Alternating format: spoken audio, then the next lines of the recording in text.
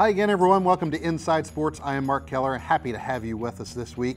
The groundhog has spoken. Punxsutawney Phil came out of his hole. Okay, he was kind of dragged from his hole. And he did not see his shadow last weekend, which is supposed to mean an early start to spring. And you know what? Once the polar vortex blew through the area, we've seen some more spring-like weather. And now that the Super Bowl is over, and well, let's be honest, it wasn't that super this year, sports fans are starting to look forward to pitchers and catchers reporting to the warmer climates for spring training. But it's my job to bring you back to reality, make you focus. Springtime, pay no attention to that shiny object. We've still got work to do in this winter season. We continue to inch closer to the end of basketball's regular season. We'll have a couple of Herald Mail insiders here this week to bring you up to speed. Kevin Dunleavy will join us to talk about boys basketball. Bob Parcelletti has girls basketball. Both were on hand for those exciting North-South games that we broadcast live from North Hagerstown on Tuesday, and they'll both weigh in on those games and more. We'll also be joined by our friend Tim Kelby, who's here to discuss the inaugural members of the Washington County Golf Hall of Fame. They'll be inducted in a ceremony coming up in a couple of weeks. And of course, we'll take a look at what's been happening on social media and tell you how you can be a part of the show by tagging us on Twitter and more. Lots to get into this week. We'll have boys basketball to start when Inside Sports returns right after this. When you elevate nurses, you reduce an entire town's blood pressure. Specialized medical training means top nurses, top care. Meritus. Healthcare transformed. How do you give a patient healthier healthcare? Give her doctor, nurse, PA, and therapist the same health record. Introducing electronic health records. One patient, one record, one click. Meritus. Healthcare transformed. For the last 2 years of my education, I was going to work full-time, school full-time, and raising 2 young children by myself. I think that anybody who's desiring to continue their education or to advance their career, I think that USMH provides convenient location, affordable pricing, and again, they have instructors that really care about sending their students off with the experience and the education that they need to succeed. When it comes to hearing loss, who will be taking care of you? Audiologist Dr. Karen Hamilton is Hagerstown's hearing doctor, working to improve the quality of life for those with hearing loss. At Audiology Services, Dr. Hamilton focuses on evaluation and diagnosis to provide solutions for treating hearing loss. Using the latest technology, she programs hearing aids to meet your unique needs and ensures they fit properly and comfortably. Audiology Services participates with most insurance companies and will check benefits and file claims on your behalf. Dr. Hamilton and her team also serve the community through Hagerstown Hearing, which focuses on providing crystal clear sound in places such as theaters, churches, offices, and homes. Hagerstown Hearing installs looping systems that allows those with hearing loss to enjoy speech clarity and noise reduction, providing an experience like never before. To learn more about Audiology Services and Hagerstown Hearing, call 301-790-3300. Audiology Services and Hagerstown Hearing, providing crystal clear sound. Welcome back to Inside Sports. Going to talk some boys basketball now with Kevin Dunleavy from the Herald Mail. Kevin covered this North-South game at North Hagerstown that we broadcast live here on Antietam Broadband on Tuesday night. North ran away with this game in the second half, Kevin. Trailed by 1 at halftime. They end up winning by 15, 67-52. Almost all Hubs in the second half. Yeah, it really switched. They got really intense, and they got a little bit of a tongue lashing in halftime, apparently, from Kevin Hartman, their coach, and it was really a different team. They shot their first 25 shots. They shot 24%. From that point on, they shot 61%, and that's all, intensity, fueling the defense, and getting layups and getting easy shots. It's not, shooting better. It's working for those better shots. 23-2 run by North Hagerstown started at the end of the second quarter with a 5-0 run, and then 18-2 to start the second quarter really kind of put things away. And it was a different team that we saw from North Hagerstown to start that second half. Guys like Ryan Sox really started to assert himself. Christian Teague as well in the second half really showed up in the fourth quarter. Yeah, that's what happens when they play at that level. It's like everybody participates in the offense. Everybody gets involved. Larry Brown, a guy who hardly ever scores, 2 steals, 2 layups at the other end. Sox got his 8 points within like in a 2 or 3 minute span. So you know, it was anybody can score in that offense when they're playing that way. Kind of on the other side for South Hagerstown, and Barry Brown and I mentioned this a little bit during the broadcast. Guys like Minor sort of disappeared for the Rebels in the second half. We mentioned Shane Minor towards the end of the third quarter, and I said that's the first we've really said his name. Just didn't happen for South in that second half. Yeah, that's the way a game can go with the big men. They're just not going to get the ball when North is applying a lot of pressure on defense and running down loose balls and stuff. It's hard to get a big man involved, and he played really well in the first half and had a lot to do with them having the lead. But the game went away from him, and there wasn't much he could do about it. North improves to 12-6 with that win. They kind of getting back on track after 3 straight losses a couple weeks ago, all against teams, Linganore, TJ, teams that they might end up seeing in the playoffs. And so, how does this help them get back on track? Yeah, they've got a real good. They've shown spurts where they are really tough to compete with, and it's just every time I talk to Kevin Hartman, he stresses consistency, and we just haven't seen them develop that yet. But maybe they can catch that by the end of the year, and really, I mean, they can beat anybody. They handled TJ, and they're the best team right now in Frederick County in the 3A. So it's. It'll be interesting to see if they can develop that and really keep that intensity level high. Let's look at a couple of the other classifications now, 1A and 2A in this, and Smithsburg nearly pulling a huge upset over Oakdale the other night, and you mentioned Oakdale kind of showing some cracks a little bit, and what might that mean for a team like Williamsport, and what does that mean for Smithsburg playing a game like that against Oakdale? Yeah, Eric Gerber said they went to a 2-3 zone. They really slowed Oakdale down. Everybody knows that the way to beat Oakdale is to get them out of transition. That's easier said than done. They stressed getting back on defense, not going after offensive boards, trying to limit the transition, and it really worked. And they had a shot at winning that game. No other team in that CMC Gambrel has played Oakdale that tough this year.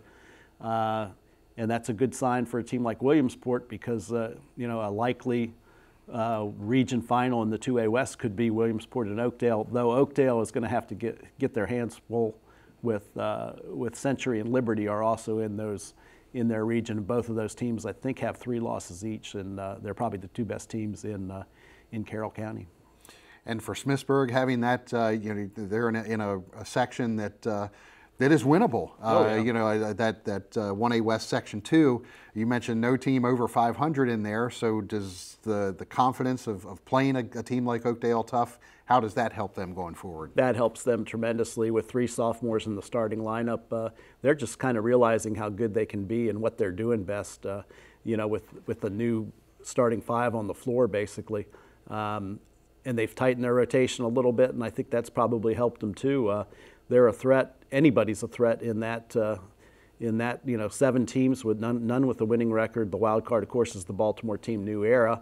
But if you get to a section final, anything can happen. Big game coming up Friday among the private schools. St. James and Goretti playing for the IPSL title. That should be a good one to watch. Yeah, well, I don't know how good it's going to be because St. James is really struggling and Goretti's really hot right now. St. James has had bad luck. Their most consistent player, Timmy Awo-Ferranye, I've got to look at that to be able to say that. He has a shoulder injury and he's out, and their freshman point guard, national team player from Canada has left school. So 2 big pieces are gone. It would be a huge upset if St. James won, but the atmosphere is going to be great. It always is, and maybe that's enough maybe it'll be like an Army-Navy game where it doesn't matter what the records are when you enter a game like that. Yeah, those 2 teams, when they get together, it always is a clash. So, Kevin, thanks for joining us. Appreciate it.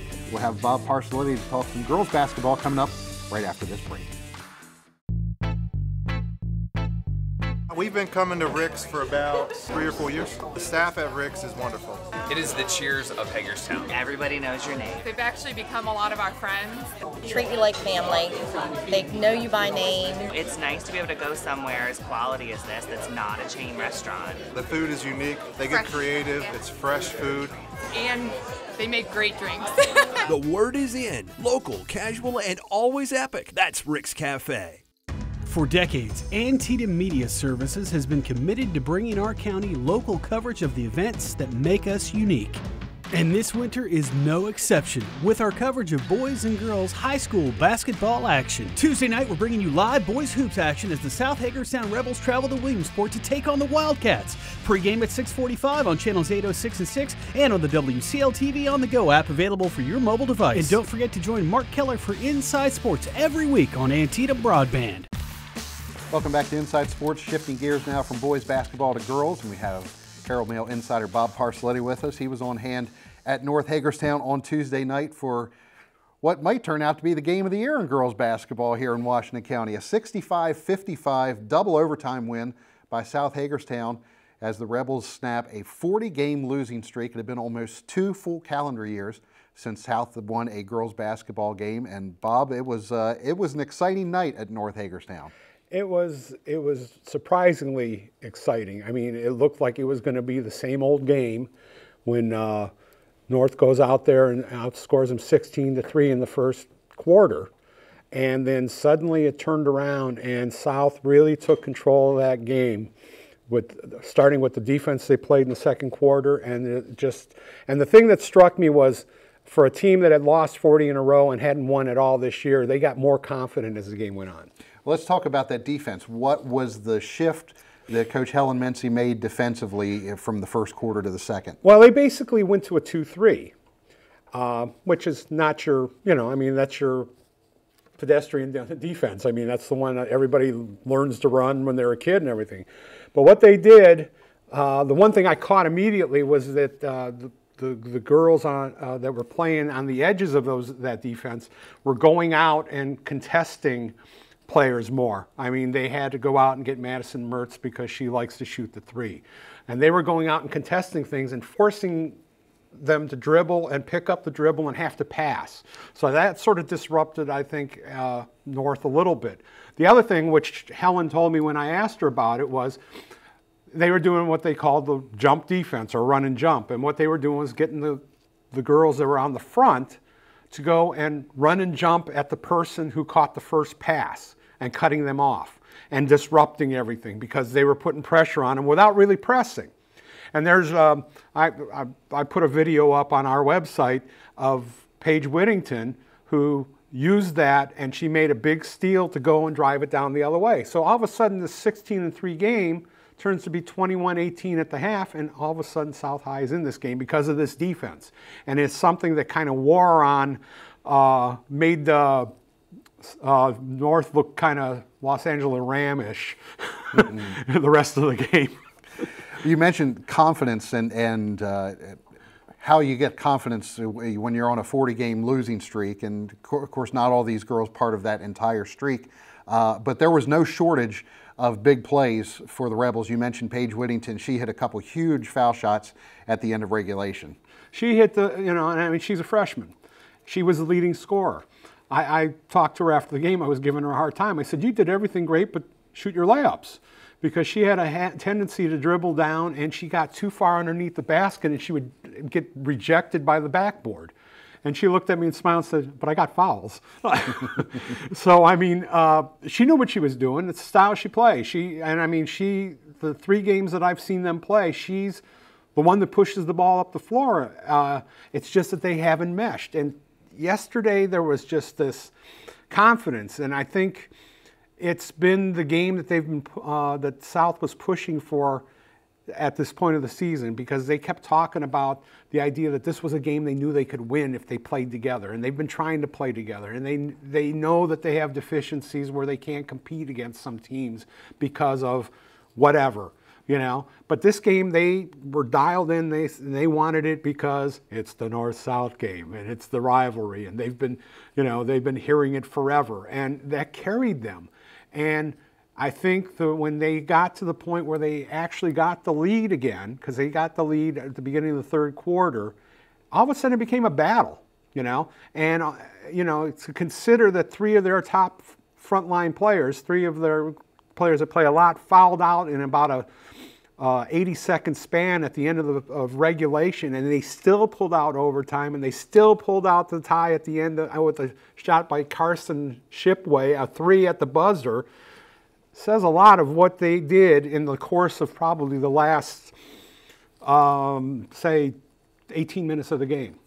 Well, and then as you mentioned, Shipway's 3-pointer at the buzzer the first overtime, that tied the game at 53 all, sent the game to the second overtime. And the second overtime was all South. They outscored North 12-2 in that second overtime period. And again, you talk about the confidence that they have, and I know Helen Mency sort of addressed that as well. Well, the fouls actually came out and kind of hurt because North had lost Lauren Adu early in the fourth quarter. She had hurt her knee, and they actually, after the game, she left and went to the hospital. And she's their second leading scorer. And then there's they lost Madison Mertz, who's their top scorer, and she's basically probably 60% of their offense and creates a lot of things for the rest of the girls. So she went out at the end of the first overtime right before the 3-pointer sent it into the second overtime. So at that point in time, North was really playing, trying to do what they could without 2 of their main players. And they got the early lead. They scored the first 2 points. But then after that, they couldn't address the offense. They couldn't get in there. And all of a sudden, South became the aggressors. They were getting the steals. They were driving the floor. They were going to the basket and getting to the foul line. And they were all things. And the only thing that North was getting able to do because of the foul situation was get to the line. And they weren't making their shots. So it just snowballed on them. And South took over and got the confidence and took it away. And there were a couple of people, girls that weren't players at the beginning of the game, that were sitting the bench, that were called on to come through because those 3 players fouled out at the end of regulation. A 65-55 win in double overtime for South Hagerstown. Their first since February 16th, 2017. Congratulations to the Rebels on breaking that skid. Bob Parsletti, thanks for joining us. We'll have Tim Kelby to talk some Washington County Golf Hall of Fame right after this. Frostburg's program at USMH was definitely closer to home, allowed me to stay at home while I had the opportunity to substitute in Washington County Public Schools. The scholarships at USMH really allowed me to walk out, being able to pay it off much more quickly and being able to pursue my graduate degree at a quicker rate. I would say to anyone considering USMH, allows you to build better relationships in the community and something that's definitely a great opportunity to pursue and leads to a better career. We've been coming to Rick's for about 3 or 4 years. The staff at Rick's is wonderful. It is the Cheers of Hagerstown. Everybody knows your name. They've actually become a lot of our friends. Treat you like family. They know you by name. It's nice to be able to go somewhere as quality as this that's not a chain restaurant. The food is unique. They get creative. It's fresh food. And they make great drinks. The word is in. Local, casual, and always epic. That's Rick's Cafe. Welcome back to Inside Sports. We usually talk high school sports here on Inside Sports. We're going to go a little off the grid for this segment, bring in our old friend Tim Kelby. Tim, we haven't seen you here for a while. Good to have you back on Inside Sports. Studio looks the same. Exactly the same, doesn't it? Yeah. Just feel at home, right? We're going to talk some golf. Tim's the resident golf expert at the Herald Mail and kind of a historian of sorts when it comes to golf in the area, and going to talk about the Washington County Golf Hall of Fame, the inaugural class this year, coming up here in just a few weeks. Tim, tell us a little bit about how this came about, the Washington County Golf Hall of Fame. Well, you know I'm a lover of golf, and I'm sitting. I don't remember if I was sitting at home or at the office, and it dawned on me, what about a Hall of Fame? And so I got a hold of Dirk Schultz, and we talked about it and got some other people just to get their opinions, what they thought. What do you think it'll work? And they all thought it would, and so put some ideas together, and then I put it in print to announce we were going to make the effort in mid-October. And then we formed a committee, got together, went over some parameters, which changed from my original concept, which is okay. 5 or 6 mines are obviously better than mine. So that's what we went with, and established what we needed, the groundwork to move forward. And here we are, a few weeks away from the first induction. It's something that, of course, Washington County has its Sports Hall of Fame, but there's really kind of a shortage of that type of thing here in Washington County. The local high schools don't have their own halls of fame, and so this is kind of a good thing, a new thing for. Yeah, the Washington County Sports Hall of Fame could be considered the umbrella of with everybody had their own. But yeah, I wanted to do golf, and so I thought it'd be appropriate that we take the 6 people that are in the Washington County Sports Hall of Fame and make them automatic inductees into the Golf Hall of Fame. So they're automatic, and we're going to have 9 inductions in the first year. And the other 3 is what the group of us, the committee, nominated and decided to include those 3. Rod Steiner, we all know him, he of the purple or the pink Chicago Cubs hat, and the work that he does with the Waco Championship and junior golf. And Dave Greer, Yingling's Golf Center, and as a teacher, he's second to none in his teaching of golf. And the late Chuck Pisano, who was the professional at Fountainhead for about 32 years, and had been over after he retired officially from golf, but he maintained to be in touch with golf as over at Beaver Creek for several years before health got with him and he passed away. So those are the 3 that are going into the Hall of Fame. That induction ceremony coming up February 23rd at Beaver Creek Country Club, and we'll have some more details on that coming up here. What's been the reaction? Obviously, the golf community has embraced this and so forth, but outside of that golf community, the community at large, what kind of reaction have you gotten? Well, actually, it's been fairly positive. The only thing I'm worried about is selling tickets, for the first dinner.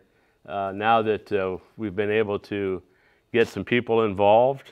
We have Conservate Energy, who has picked up the tab for the dinner.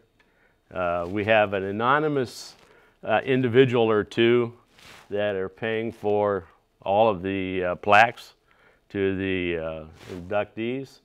And then we have Antietam Broadband is involved with us, and they are going to be the sponsor of what we have, the perpetual plaque that will be in the home of the Hall of Fame at Beaver Creek for everybody's listing and picture that goes up there.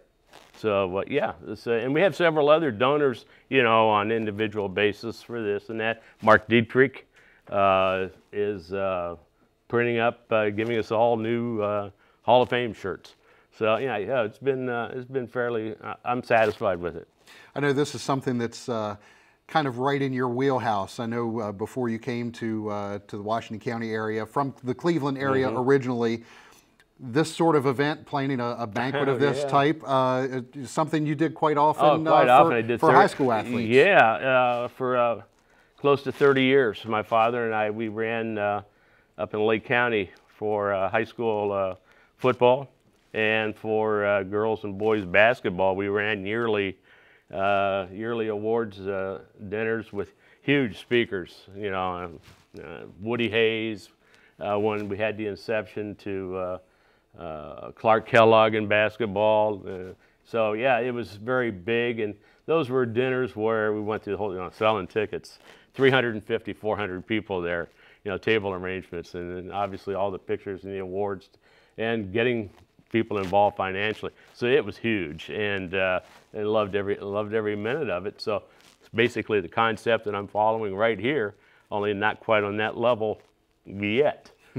I was going to say we're not quite on that scale, but we'll get there. Is it something you foresee growing in the future? Yeah, I sure do, because I think that we've got a wealth of golfers in this county that are deserving, that down the road, as we go on, they're going to be, it's going to be accepted. And I think we're going to widen the scope of things too, because next year already, 2020, it's the second induction is not going to be until May 9th next year. But the reason it's going back is because Antietam Broadband is the sponsor of the first annual Hall of Fame golf tournament. That sounds good. Well, good on Antietam Broadband for being a part of that. So that banquet, give us the quick details on that. It's on February 23rd. It's a Saturday. Starts at 4 o'clock with a cocktail hour. 5 o'clock is dinner, and then the awards are going to be at 6 o'clock. I don't waste time doing the awards, so it's going to be quick.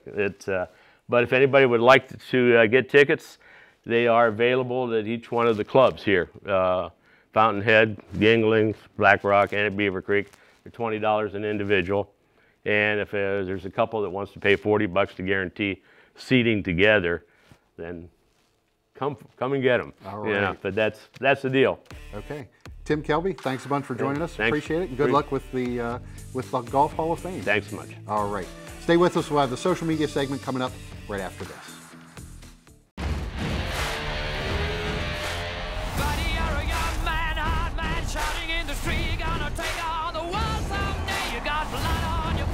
A big disgrace, waving your banner all over the place. We will rock you.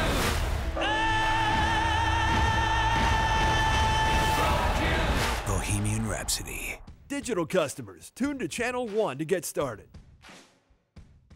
For the last 2 years of my education, I was going to work full-time, school full-time, and raising 2 young children by myself. I think that anybody who's desiring to continue their education or to advance their career, I think that USMH provides convenient location, affordable pricing, and again, they have instructors that really care about sending their students off with the experience and the education that they need to succeed. Welcome back to Inside Sports. We'll close out things again today with our social media segment. We take a look at what people have been talking about on Twitter and Facebook over the last few days here in the area. Well, we're looking outside Washington County for this one, but it certainly hit very close to home. The Martinsburg Bulldogs on Twitter at MHS Dog Pound tweeted this late Saturday night. All of Martinsburg's hearts are hurting tonight for our Lady Bulldogs. We're thinking of our girls after a vehicle accident the varsity team's bus was involved in this evening on I-81. Please share your love and prayers with them as much as you can. Hashtag Bulldog Strong. Now, the accident actually happened on Interstate 64 in East Beckley, southeast of Charleston, as the Martinsburg girls were making their way home from a tournament there. Reports were that 12 students and 2 adults were injured in the crash. 1 student was flown to a nearby hospital, and all others were transported by ambulance to hospital. Now, the good news, none of the injuries were serious, and the full team returned home to Martinsburg on Sunday evening.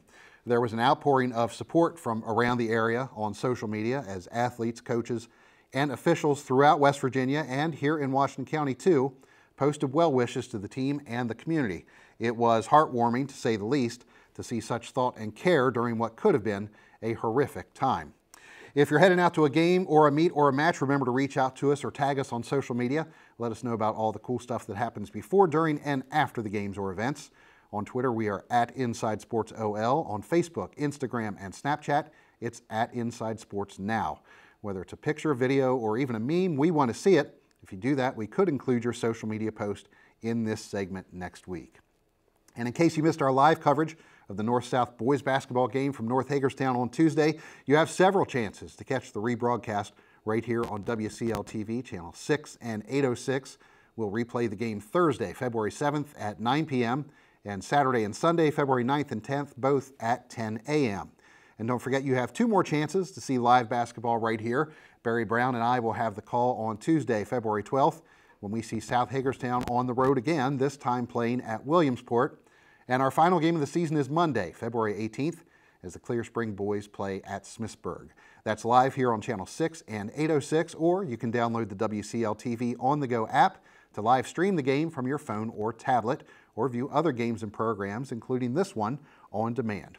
We hope you'll tune in for those games, and we thank you for tuning into Inside Sports this week. Thanks to our Herald Mail insiders Kevin Dunleavy, Bob Parcelletti, and Tim Kelby for joining us in the studio. Hope you have a great weekend, and I hope to see you back here next week on The Inside. Hey, your sisters and your brothers, your haters and your lovers, you gotta get up in the streets.